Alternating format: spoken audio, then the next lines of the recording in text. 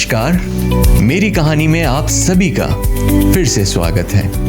हमारी इस श्रृंखला में इस बार हम आपको मिलवाने वाले हैं एक ऐसे हेल्थ एक्सपर्ट से जो कि साइंटिस्ट भी रही हैं और उन्होंने नैनो मेडिसिन में पीएचडी भी किया है। उनकी जर्नी बहुत ही खास है। तो आइए बिना किसी देरी के मिलते हैं डॉक्टर श्रेया से। कैसे हैं आप? मैं बहुत अच्छी हूँ, नमस्कार। तो बात ऐसी है कि मुझे लगता है कि मैं धरती की बेटी हूँ, जैसे कि हम सभी हैं, और हमें अपना प्रकृति के साथ ये जो नाता है बस इसे ही समझने की देर होती है और उसी देरी में हमारी ज़िंदगी निकल जाती है। तो इस नाते में देरी ना हो, इसीलिए मैंने अपना कुछ करियर इस तरीके से चूज़ किया।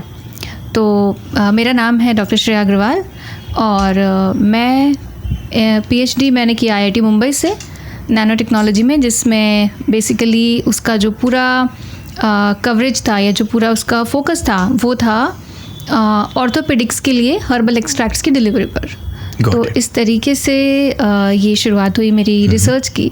नैनो मेडिसिन जब हम सोचते हैं तो ऐसा लगता है कि कोई रोबोट्स अंदर जा रहे हैं, कुछ ऐसी चीज़ें हो रही हैं और नैनो टेक भी उसके अंदर आ रहा है। और मैंने तो सुना है नैनो गैजेट्स भी आ रहे हैं, थेरेप्यूटिक गैजेट्स भी आ रहे हैं, जितना मैंने सीखा है, एक प्रकार से सोचा है, समझा है। तो ये बहुत ही इंटरेस्टिंग लगता है। इस पर भी थोड़ी सी रोशनी अगर आप डाल सके तो बहुत बहुत हेल्प होगी। बहुत तो नैनो का मतलब है 10⁻⁹ डेप्थ में जाकर जब हम एग्जिस्टेंस के लेवल पर जाते हैं तो हम देखते हैं कि चीज़ों की प्रॉपर्टीज़ ही चेंज होने लगती हैं। तो नैनो का मतलब ये है कि हम सेलुलर लेवल पे जाके बायोलॉजिकल सिस्टम्स को अफेक्ट कर सकते हैं और उनको कंस्ट्रक्टिवली हम इम्पैक्ट कर सकते हैं। तो वहाँ पर किसी भी चीज़ की डिलीवरी करनी है, किसी भी फंक्शन को मॉड्यूलेट करना है, तो वहाँ पर नैनो टेक्नोलॉजी का यूज़ होता है इन द मेडिकल फील्ड। तो after doing studying biotech and doing MSc also and then going into PhD, doing nanotech, nano medicine, और उसके बाद में हम देखते हैं कि किस प्रकार से अभी आपका करियर काफ़ी डिफरेंट फील्ड में आप जा चुकी हैं। आप दुनिया में एक होलिस्टिक डेवलपमेंट की ओर लोगों को प्रोत्साहित कर रही हैं। क्या मैं सही कह रहा हूँ? तो थोड़ा सा उसके बारे में बताएं कि अभी आप क्या कर रही हैं। जी, तो जब मैंने आईआईटी बॉम्बे में मैं पीएचडी जब कर रही थी तब मुझे लगा कि हम 4 दीवारों की लैब्स में जब काम करते थे तो कई बार मेरा इस बात पर ध्यान जाता था कि ह्यूमन बॉडी जो है इतना वंडरफुल है कि अगर आज हमने ब्रोकली सूप पिया या फिर आज हमने गेहूं की चपाती खाई तो few months down the lane it will be converted into tissues and blood and it will be repairing my body. तो मुझे लगता था कि ये तो बड़ी ही वंडरफुल मशीनरी है, बड़ी वंडरफुल, और ऐसी तो कोई भी मशीन पूरी दुनिया में नहीं है, किसी भी लैब में नहीं है। सही बात है। तो somewhere I was fascinated from scientific point of view also more towards the intricacies of this human body and nature.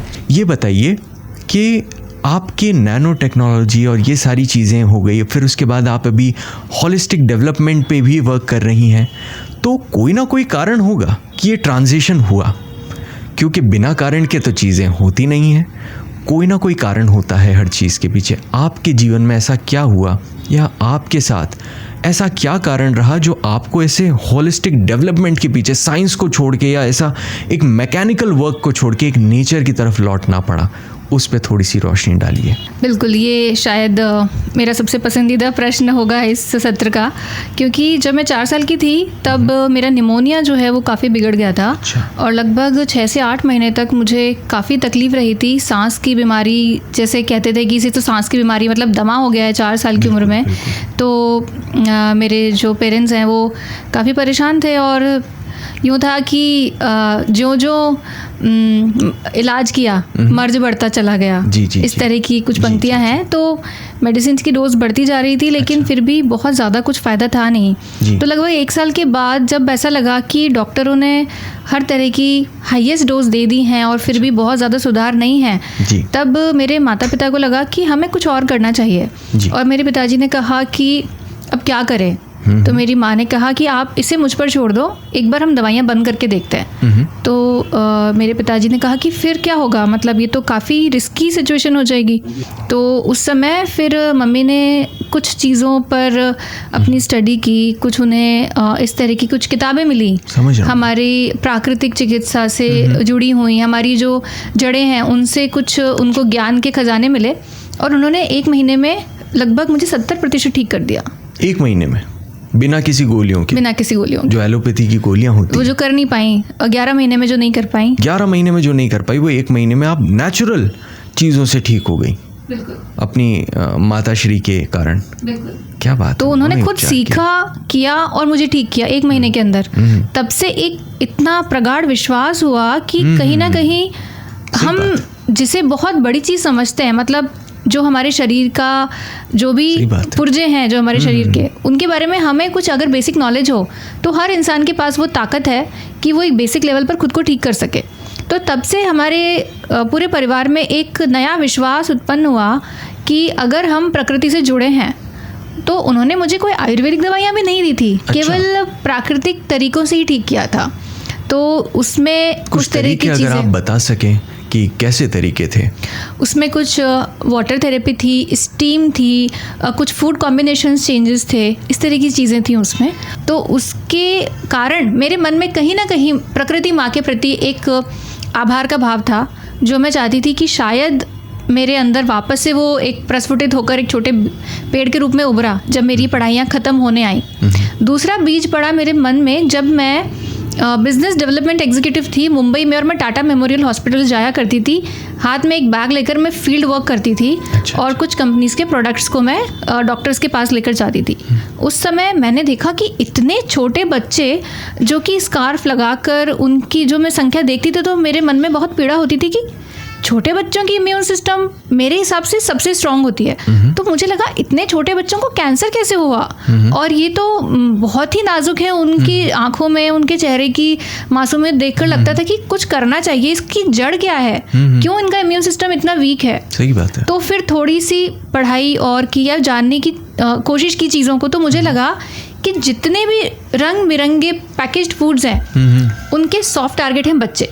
आप खुद सोचिए, आपको एक बुक दी जाए जो कि एक ब्लैक एंड व्हाइट हो, सेम टेक्स्ट कलर्ड में हो, इवन बड़े होने के बावजूद हम कलर्ड से पढ़ना ही प्रेफर करेंगे। सही बात है, सही बात है। तो बच्चे का ब्रेन तो हाईजैक हो जाता है कलर्स को देखकर। मैंने कितनी बार परिवार में, फ्रेंड्स में देखा है कि छोटे बच्चे के साथ आप गए किसी भी कैंडी स्टोर के सामने, वो एकदम पसर जाते हैं, मैं तो इसे लेकर ही रहूंगी या रहूंगा। सही बात है। इसका मतलब तब मुझे पता चला कि जो सिंथेटिक कलर्स हैं, सिंथेटिक फ्लेवर्स हैं, they are high degree of carcinogenic agents. उनमें जो कैंसर कॉजिंग कैपेसिटी है वो बहुत ज़्यादा होती है सिर्फ ये कलर डालने से। आर्टिफिशियल कलर्स और आर्टिफिशियल फ्लेवर्स, ये तो कई बार हम जो घर में भी चीज़ें बनाते हैं, जो हमारी गृहिणियाँ हैं और हमारी माताएं बहनें हैं, तो हमने देखा है कि वो भी कई बार बच्चों के लिए, जैसे कि मान लीजिए कुछ भी बना देती हैं, स्मूदी बना देती हैं मान लीजिए, या फिर आइसक्रीम्स बनाती हैं। घर पे भी आइसक्रीम्स आजकल बड़ी प्रचलित हो रही हैं, उनमें भी कलर्स डाले जाते हैं आजकल। केक की आइसिंग पे डलते हैं। हाँ, वही मैं कहने बहुत सारी चीज़ों पे डलते हैं। हाँ, तो उसमें भी कैंसर होता है। अब उसमें कई कैटेगरीज आती है, लेकिन जो चीपेस्ट होता है, जो जहाँ पे हाई मार्जिन है, वहाँ चीपेस्ट रॉ मटेरियल है। घर में शायद हम थोड़ी अच्छी ग्रेड का ले लें, हो सकता है हम रियल वनीला एक्सट्रैक्ट ले लें, हो सकता है हम purely synthetic is a very oxymoron, लेकिन जो एकदम सिंथेटिक एक्सट्रैक्ट है, अगर हम सिंथेटिक एसेंस है वो ले रहे हैं, तो वो ज़्यादा कार्सिनोजेनिक है बजाय पता कैसे करेंगे इन चीज़ों में? अगर थोड़ा सा बताना हो, कि अगर संक्षिप्त में बताना हो तो कैसे बताएंगे आप दर्शकों को? मतलब अगर कहीं भी लिखा है कि आर्टिफिशियल फ्लेवर या आर्टिफिशियल कलर, तो वो तो पहले ही बिल्कुल नो है। It's clearly a red signal. उनसे दूर रहना, आर्टिफिशियल दिखते ही थोड़ा सा दूरी बनाए, कोशिश करें। मतलब मैं समझ गया। बिल्कुल। और अगर नेचर डिराइव्ड है या फिर एक्सट्रैक्ट है, तो वहाँ पे भी हालांकि स्कोप है कि किसी ने आपको उसमें लेबल में कुछ मिसचीव किया हो, लेकिन फिर भी पॉसिबिलिटी कम हो जाती है। और धीरे धीरे जब आप देखते हैं कि आप जब खुद घर में डाल रहे हैं, तो आप अगर वनीला एक्सट्रैक्ट ला रहे हैं, तो वनीला एक्सट्रैक्ट आपको देखकर ही पता चलेगा, क्योंकि पहली बात उसका जो कलर है वो काफ़ी डार्क होता है, क्योंकि वो वनीला बीन्स से एक्सट्रैक्टेड होता है। It is not like very fancy, या उसमें इट इज़ नॉट वाइट और transparent, it is actually dark in colour.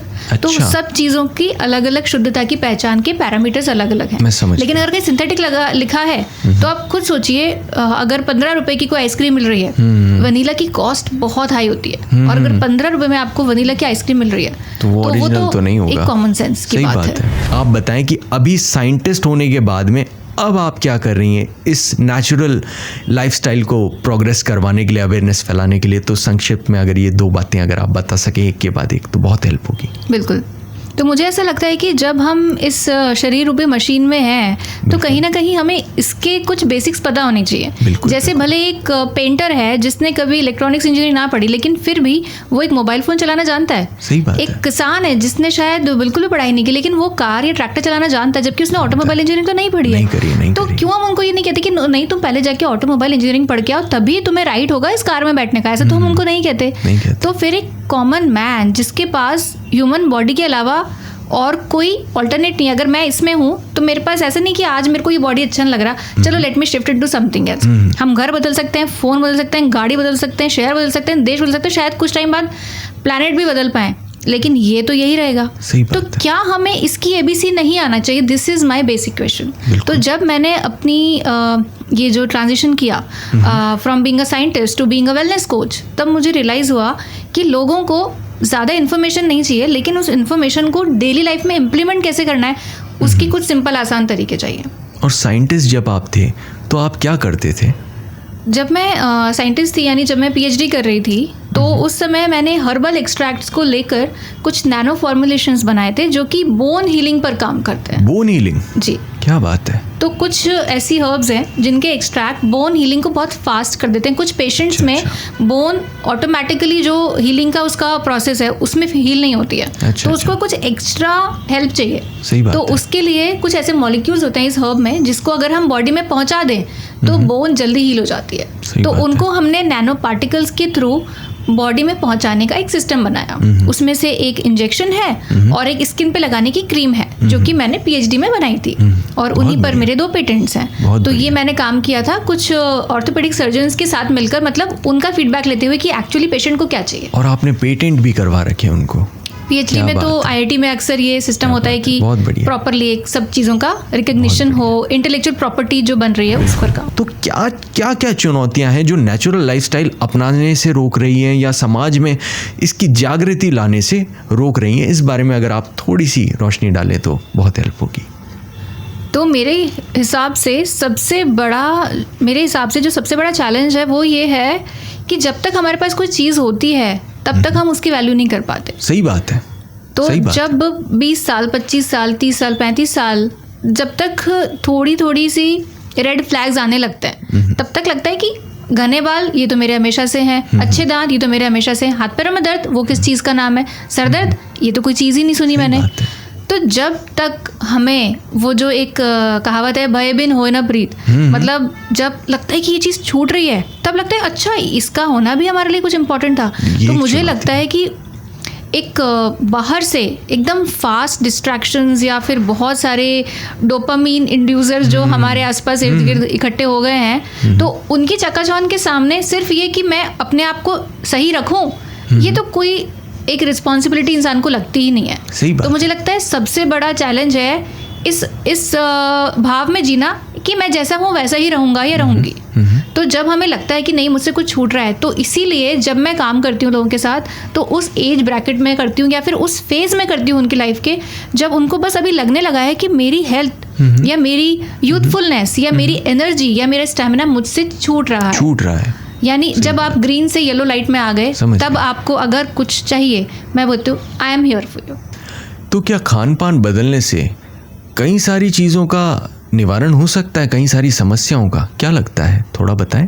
बिल्कुल, जैसे कि हम क्रोसिन तो अक्सर सुनते ही रहते हैं। हाँ। लेकिन क्रोसिन का जो ओरिजिन है वो है केसर। अच्छा। केसर का नाम है क्रोकस सटाइवस, CROC क्रोकस। यानी कि केसर की जो एंटी इन्फ्लेमेटरी प्रॉपर्टीज, उसके जो कलर है बताएं, उसका जो मॉलिक्यूल है वो क्रोसिन है। बताएं। और उससे हम तो ये खाने में तो डलता है केसर। और ये तो पता ही नहीं था मुझे। हाँ, और इसी तरह तुलसी जो है, तुलसी की मेन प्रॉपर्टी है एंटी पायरेटिक। पायरेटिक मतलब फीवर, फायर मीन्स फायर। तो बेसिकली जब भी हम तुलसी जब कहते हैं कि तुलसी खाओ तो हमें लगता है हाइप है, बट उसमें जो मॉलिक्यूल्स हैं वो बेसिकली बॉडी के फीवर को कम करते हैं। तो तुलसी, केसर, इनफैक्ट बहुत सारी चीज़ें ऐसी।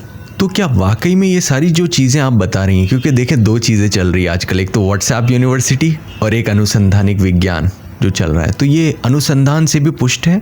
बिल्कुल बिल्कुल, इसकी पुष्टि हो रखी है जो आप बता रही हैं। यस। और हमें पता ही नहीं है कई लोगों को, और तो कहीं ना कहीं ऐसा भी लगता है कि भारत की ही ये चीज़ें हैं और भारत की ही इस प्रकार की औषधियाँ रही हैं जो एक नेचुरल हर्बल मेडिसिन्स जो बहुत समय से चलती हैं। उनके बारे में आपका क्या सोचना है? हर्बल मेडिसिन जो चलती हैं, अब एलोपैथी के सामने तो लोग यही सोचते हैं कहाँ तू पुरानी चीज़ों पे बैठा हुआ है, अभी नई मेडिसिन ले 2 दिन में ठीक हो जाएगा, काढ़े वगैरह में कहाँ पड़ा हुआ है इस प्रकार से। तो क्या लगता है इस बारे में बताएं। तो जहाँ भी वसुंधरा है, जहाँ भी मिट्टी है, जहाँ भी पानी है, जहाँ भी हवा है, वहाँ फ्लोरा एंड फौना है, यानी कि हमारी हर्ब्स हैं वहाँ पर। तो चाहे आप भारत की बात करें, चाहे चाइना की बात करें, चाहे एशिया में और जगहों की बात करें, सभी जगह का एक प्रोफाइल है, हर्ब्स का एक प्रोफाइल है। बिल्कुल है। लेकिन आज के समय में जब हम कहते हैं कि ये दवाइयाँ काम नहीं करती, उसका बहुत बड़ा रीज़न है सॉइल की फर्टिलिटी का कम होना। अच्छा। सॉइल की जो माइक्रो ऑर्गेनिजम्स हैं उनका कम होना, because of excessive use of pesticides and fertilisers. तो उस वजह से जब सॉइल की क्वालिटी कम हो गई तो उसमें उगने वाली हर्ब्स की क्वालिटी कम हो गई, और जब उनको स्टोर किया गया या उनको ठीक से प्रोसेस नहीं किया गया तो उसकी पोटेंसी कम हो गई। इसीलिए जो सिंथेटिक मॉलिक्यूल है उसकी पोटेंसी हमें कंपैरेटिवली ज़्यादा लगती है। तो सबसे बड़ा सोल्यूशन है इसका ज़्यादा अच्छे जंगल होना, ज़्यादा अच्छी मृदा होना, ज़्यादा अच्छी मिट्टी होना, प्रॉपर फार्मिंग प्रैक्टिसेस होना। इसीलिए हमें लगता है कि हर्ब्स में ताकत नहीं है, फूड में ताकत नहीं है। आज के एप्पल में या आज की मूली में भी वो ताकत नहीं है जो कि शायद 25 साल पहले थी। तो इसका मतलब ये नहीं है कि मेडिसिन अच्छी हैं, इसका मतलब ये है कि हमने अपने फूड की और हर्ब्स की क्वालिटी को डिग्रेड कर दिया है अपनी मॉडर्न ह्यूमन इंटरवेंशंस की वजह से। ऑर्गेनिक के बारे में क्या लगता है कि ये वाकई में सही है या एक फैड है, क्या लगता है? देखिए, जो सच में सही था, जो सहज था, वही ऑर्गेनिक था। लेकिन क्योंकि हमने इतने ज़्यादा केमिकल्स ओवरलोड कर दिए कि हमें अब जो सहज था उसको भी हम ओवर प्राइस या प्रीमियम के फॉर्म में ऑर्गेनिक बोल के बेच रहे हैं। लेकिन ऑफ कोर्स देयर आर और ऑलमोस्ट 60% प्लेयर जो कि ऑर्गेनिक के नाम पे सिर्फ ज़्यादा पैसा कमाने की होड़ में है। शायद 40-50% ही ऐसे प्लेयर्स होंगे जो कि ऑथेंटिकली ऑर्गेनिक फूड जो है हमें प्रोवाइड कर रहे हैं। बहुत बड़ी बात है, और इसी वजह से हमें भांडा फोड़ देखने को मिलता है, कई जगहों पे नकली चीज़ें पकड़ी जाती हैं। बिल्कुल। तो कहीं ना कहीं ऐसा भी लग रहा है कि हमने, जो मनुष्य है उसने स्वार्थ के कारण या मजबूरी के कारण, 2 कारण हो सकते हैं। देखें, एक तो मजबूरी है, एक स्वार्थ है कि हम इस प्रकार की चीज़ें, प्रकृति का दोहन भी कर रहे हैं एक प्रकार से। क्या कारण हो सकता है, क्या लगता है? ज़्यादा मजबूरी है या ज़्यादा स्वार्थ है? कुछ गिने चुने लोगों का स्वार्थ है और एक बड़े स्तर पे लोगों की मजबूरी है। बहुत बढ़िया, दोनों है। बहुत बढ़िया बोला आपने। 2015 में जब मैं पीएचडी के दौरान मुझे एक मौका मिला था लंदन जाने का, और उस समय पर उन दिनों में बाई चांस मुझे एक उत्सुकता हुई कि हम जो खा रहे हैं पैकेजेस में उनमें है क्या। लेकिन आप यकीन नहीं करेंगे कि एक ऐसा भी समय था जब हर चीज़ इंटरनेट पे अवेलेबल नहीं थी। तो ये 2015 के मेरे कुछ फर्स्ट लेवल से, शायद 9 साल पहले जब मैंने इन पर स्टडी करना शुरू किया। और ये पीछे का इम्पोर्टेंट होता है, राइट? यस। जो पीछे आपके न्यूट्रिशनल फैक्ट्स लिखे रहते हैं, ये देख सकते हैं कि इसमें लिखा है अक्टूबर 2015 फेसबुक ऑफिस की कैंटीन से लिया हुआ ये है। और ये क्यों, ये सब क्यों, इनके पीछे कारण क्या है, थोड़ा बताएं। ठीक है, बैक स्टोरी हमें समझ में आ गई, आप ऐसा कब से कर रहे हैं, लेकिन क्यों कर रहे हैं, इनके पीछे है क्या? इकट्ठे करने का बस शौक है, पैकेट इकट्ठे करने का, या कोई मेन कारण है इसके पीछे? नहीं, इसके पीछे बहुत बड़ा कारण ये है कि इसमें जो है ये कुछ दिनों में इधर होगा, ये मेरे में कन्वर्ट होने वाला है। तो ये क्या है? This is my building block. This is going to be converted to Shreya और Himanshu in just few weeks of time। सही बात। तो मैं कैसे इसको बस ब्लाइंडली छोड़ दूं किसी और पर? यहाँ पर एक प्रिंसिपल आता है जिसे कहते हैं hyper palatable. Hyper palatable, hyper मतलब much more than the average, और पैलेटेबल कहीं ये मतलब, पैलेट से, जबान से, चटकारों से कहीं ना कहीं नाता मुझे लग रहा है। पैलेटेबल मतलब जो खाया जाए, खाने योग्य हो, अच्छा लगे। तो हाइपर पैलेटेबल जो बहुत ही अच्छा लगे। तो हाइपर पैलेटेबल के लिए 3 प्रिंसिपल्स हैं: high sugar, high salt, high fat plus added flavours. तो हमारे इन सभी में ये चीज़ कॉमन है। तो जब भी हम अपने ब्रेन को एक थ्रेशोल्ड देते हैं कि ऐसा भी फूड होता है, तो उसको सादा भोजन यानी उसको फिर टमाटर में या रोटी में वो तो ऐसा लगता है जैसे कार्डबोर्ड चबा रहे। सही बात है। Literally it's as bland for them. तो when the brain is constantly over stimulated, आप खुद सोचिए जब कोई चीज ओवर स्टिमुलेटेड में हमेशा रहेगी, चीज खाएगा बहुत ज्यादा, हद से ज्यादा टेस्टी, तो वो ड्रेन भी हो जाएगा। तो हमारा ब्रेन ओवर स्टिमुलेटेड रहता है इन फ्लेवर्स की वजह से, और इसीलिए हमें छोटे बच्चों को स्पेशली नेचुरल या होममेड फूड की तरफ लाना और चैलेंजिंग होता जा रहा है। तो जिन चीज़ों का नेचुरल स्वाद है वो हमें आता ही नहीं है। इनफैक्ट मैं आपको बात बताऊं, नमक को हम कुछ ऐसा बहुत बुरा नहीं मानते। हमारे बॉडी का जो सबसे पावरफुल एंटीऑक्सीडेंट है जिसको बोलते हैं सुपर ऑक्साइड डिसम्यूटेज, जो कि हमारे बॉडी को एक तरीके से सब जगह से प्रोटेक्ट करता है सारे डैमेज से, नमक के जाते ही बॉडी में उसकी पोटेंसी कम हो जाती है।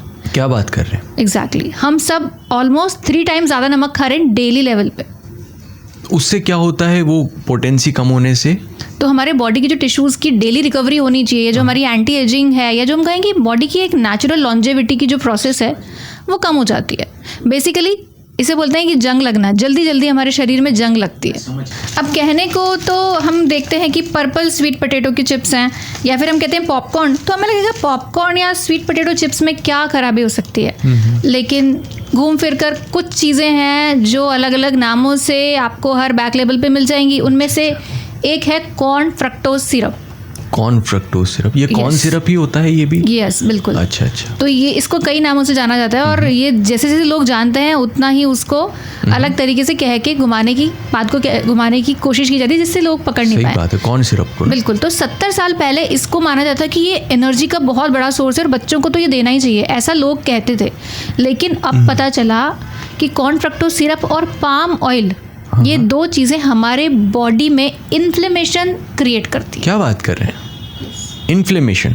आपने एक प्रोग्राम भी लॉन्च किया है, कॉर्पोरेट वेलनेस प्रोग्राम, राइट? थोड़ी सी उसके बारे में भी जानकारी दीजिए, उसके क्या क्या परिणाम आपको मिले हैं, आप क्या क्या उसमें करती हैं, थोड़ा सा बताएं।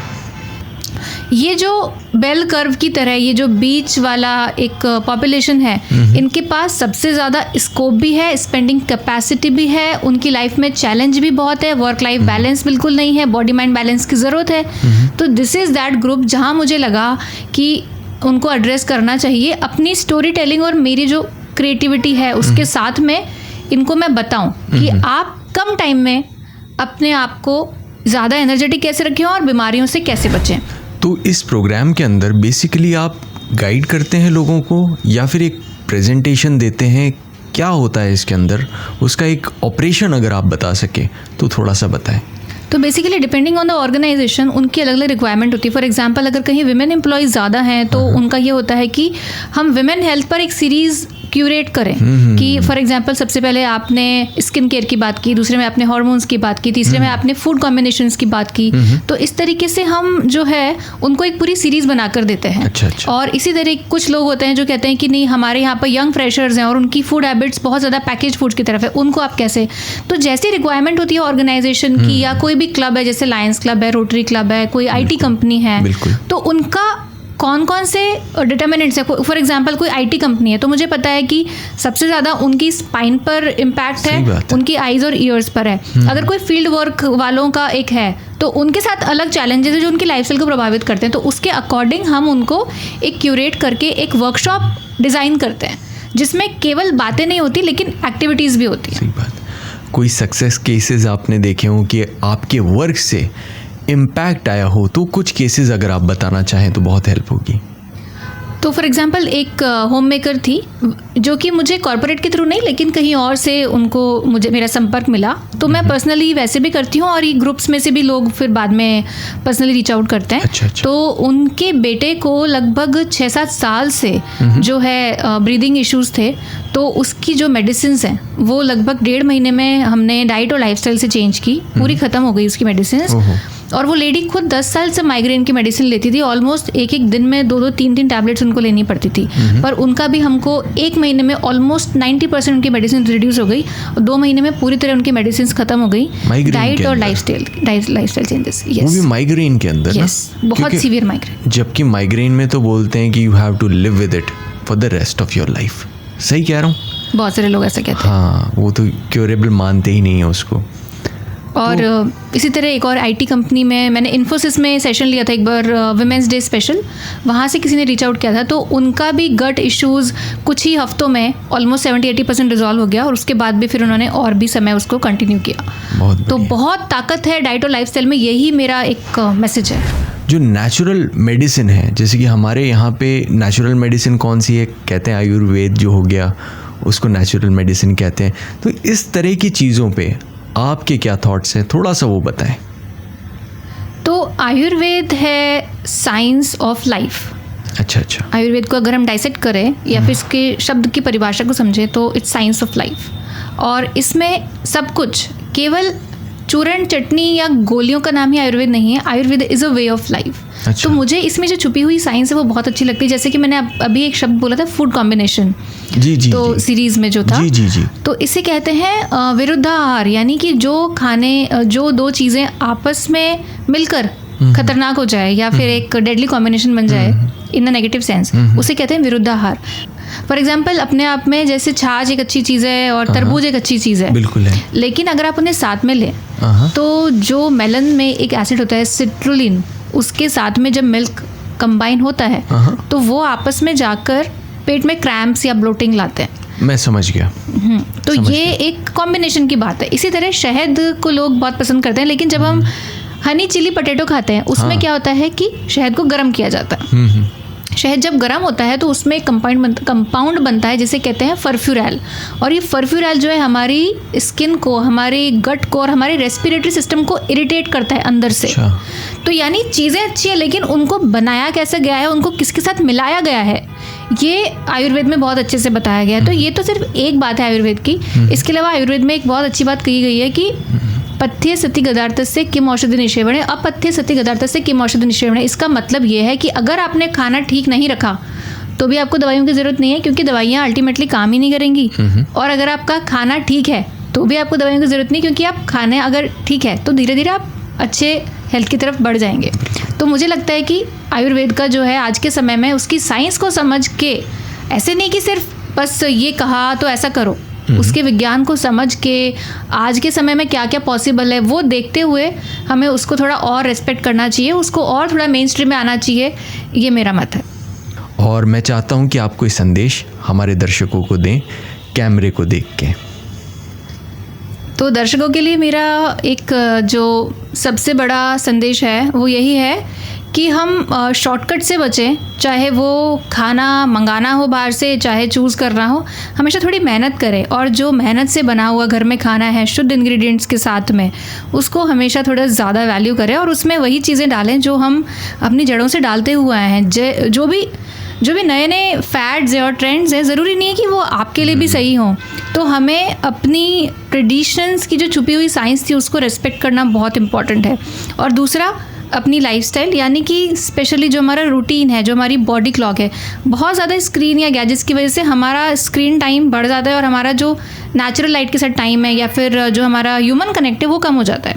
वो भी बहुत ज़्यादा मेंटल इश्यूज़ को आजकल कंट्रीब्यूट कर रहा है। तो मुझे लगता है कि इन दो चीज़ों का आप ध्यान रखें और हमेशा प्रकृति के साथ जुड़े रहें। आपने इतना समय दिया इस चर्चा में हम सभी को, हमें बहुत अच्छा लगा। और मुझे आशा है कि बहुत सारी ऐसी चीज़ें जो मुझे भी नहीं पता थी, इसी तरह लोग भी होंगे जिन्हें नहीं पता थी सेहत के बारे में, जो बहुत मूलभूत है लेकिन पता होनी चाहिए, वो पता चलेगी लोगों को इस चर्चा से। और आपने समय दिया इसके लिए आपका हृदय से आभार। बहुत बहुत धन्यवाद इस चर्चा में शामिल होने के लिए। बहुत बहुत धन्यवाद। बहुत बहुत धन्यवाद आपको और आपकी पूरी टीम को कि जो एक वैज्ञानिक के तौर पर मैंने एक जो अलग काम किया उसको आप दर्शकों के सामने लाए। इसके लिए आपका बहुत बहुत आभार। मुझे पूरी उम्मीद है कि हम सभी मिलजुल कर एक स्वस्थ समाज की रचना कर सकें। धन्यवाद।